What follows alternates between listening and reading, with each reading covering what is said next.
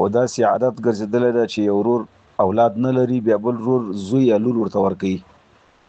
او بیا هغه هلک ته ناري د پلار نوم چې اخلي بیا خپل ځان ته منسوب کوي یا کارت ورته جوړي یا د نکاح خط ورته جوړي نو هغه چا چې ورکړی ده د هغه نوم نه ذکر کوي د دې څه حکم ده محترم مولوي صاحب دغسې کار کول دا حرام دی دا جایز نه ده یو کس ته ښه معلوم وي چې دا د پلاني زوی نه ده او ته ورته د پلاني زوی وایه مثلا یو ماشوم چاته ورکه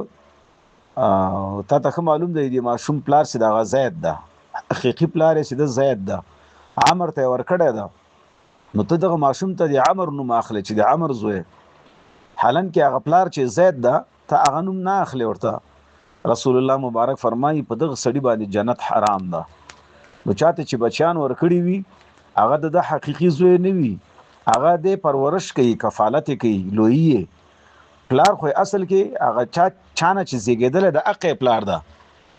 نو دغه سي خلق د نسب دا په دنیا کې په شریعت کې دا ناروا ده الہ العالمین په سورۃ احزاب 5 نمبر آیات کې فرمایي اعوذ بالله من الشیطان الرجیم بسم الله الرحمن الرحیم ادعوهم لآبائهم واقسط عند الله بیدی کی وکما حرم الله تعالی یتبنى من ليس بولد له حرم على المرء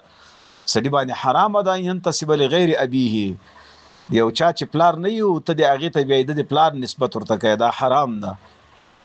دا وګد عبارت ده تيسير البيان لاحکام القرآن دا څلورم جلد صفحه اصول شپږ